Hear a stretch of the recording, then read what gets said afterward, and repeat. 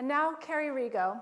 Kerry is a social media and technology consultant and keynote speaker working with individuals, businesses, government, and nonprofits. Since 2006, she has been educating, implementing, and training staff on new media tools and recently authored her first book, What You Don't Know Can Hurt You. Take control of your online reputation. Kerry.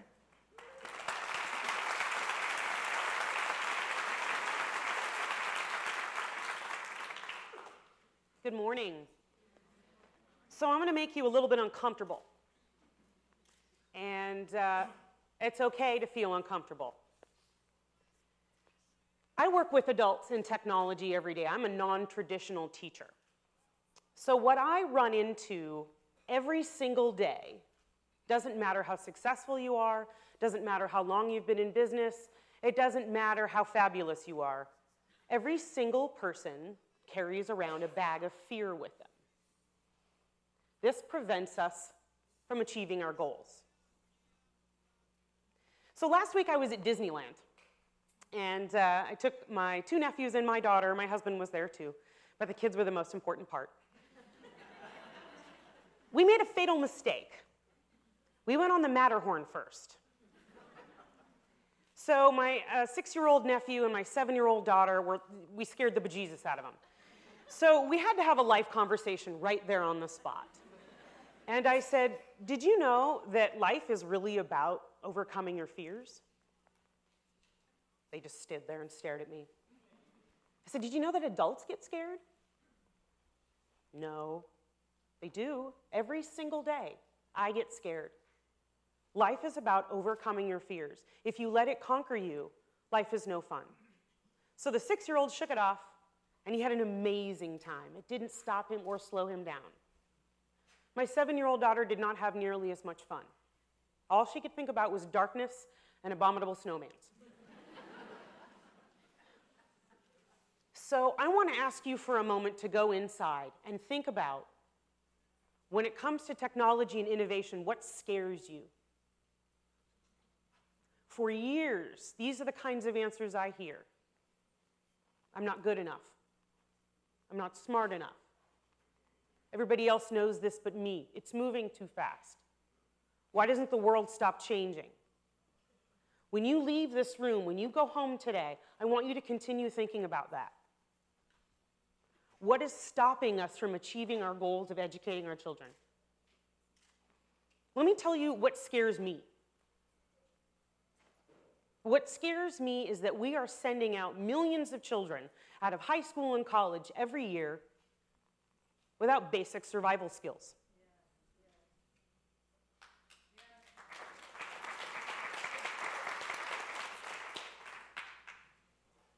They are digitally illiterate. Yes, they can use iPhones, they can use tablets, they can use kiosks, they're on Facebook. But if they can't read the language or write the language, they can't create in the language. Dale said it. They are consumers, they are not producers. We need to teach them the rules so that they can break them. So here's a reality check. Microsoft has 4,500 jobs available at any given time. It takes an average of 65 days to fill a single position. We have very smart people in this world.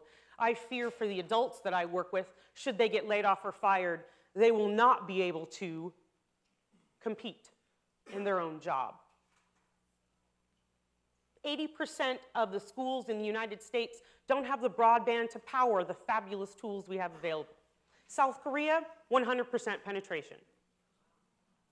South Korea also has the fastest broadband speeds in the world. President Obama was in North Carolina last week to announce the reiteration of Connect Ed. Their objective is within the next 5 years to have the FCC offer schools across the United States low-cost broadband so that we can power all those amazing tools that we're using. If I give you a Ferrari but I don't give you gas, where do you go? So the goal is to have 99% penetration over the next 5 years. This is not a new objective. Let's see if we can reach our goal, maybe we should identify our obstacles first. So those are some reality. Here's some opportunities. Here's some hope. I'm a business person. I don't get to be in the classroom the way you do every day. My classroom is the laboratory of life. It's out there. I want it to be a glass wall. I want those kids to be able to see through the wall and see what's on the outside. Examples, bringing business people into the schools. Anytime I have the opportunity to talk to a school, by the way, if you want me to, I will come to your school. Because you know what I get to do? I talk to adults all day. We talk about ROI and business and blah, blah, blah, blah, blah, blah. But kids, I go, my job is Facebook. And they go, what? I go, yes. And I do it like that because when you go to school, it's doctor, lawyer, scientist, business person, police officer, teacher, nurse, right? Social media consultant did not exist when I was in school. So when I walk into that school, I get to say, oh, Instagram and Snapchat and Facebook and Twitter, that's my job and they pay me to do it, rock on! And the kids get really excited because I've shown them it's something that they love because they just do it every day anyway.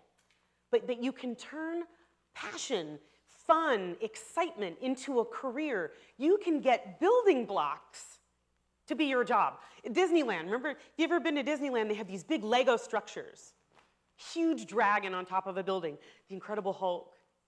And I said to my 6-year-old nephew, he's just passionate about Legos. I said, did you know somebody built that? I said to my other nephew, it's somebody's job. And he went, oh my God, he almost passed out. I want to show kids that they can love what they do. And here's one of the examples that I give. Let's say you love to play guitar. What boy, generally, doesn't love to play guitar or drums, right? When we acknowledge that we are not the next Carlos Santana or John Mayer, what do we do with that passion? What do we do with that love? And I say, well, maybe law is something that's interesting to you. Become a lawyer, but become an entertainment lawyer, because John Mayer needs somebody to write his contracts, yo. And they go, oh. We need to show them where fun is. We need to show them how their passion can come through. Make it a glass wall. This is life that we are preparing them for. Getting them excited about it, because I know you're excited about your job. We have to identify the obstacles that are standing in our way,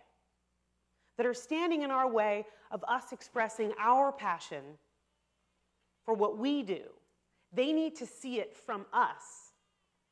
So when they ask us questions or they don't understand, or they ask us questions that are so off the wall, that's the opportunity to sit down and talk about it.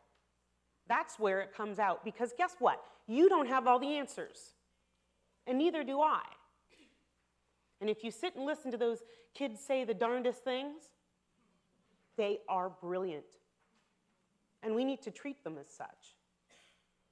Provide them the tools and the opportunities. Khan Academy, which my daughter thinks she thinks it's a toy.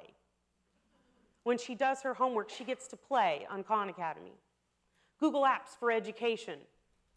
Light Up is an engineering kit that helps you build engineering tools. Scratch at MIT is a coding tool that's cartoon-based for small children to teach you how to code.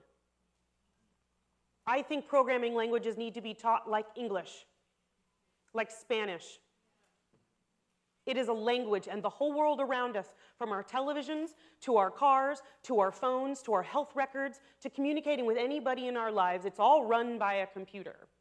So if we're not providing them with reading and writing skills, they will fail. They will not be competitive. Provide them with the skills and make it fun as we go, and be honest about the fact that you don't know everything. And sometimes they know more than you, because this is the first time in history that a younger generation has had more information about a basic survival skill than their adults. And that scares all of us. If you look right at your fear, look it right in the eye, it starts to dissipate. We absolutely need to give them those skills and spark a light underneath them so that they can fly. Otherwise, we've just tied them to the ground. Thank you.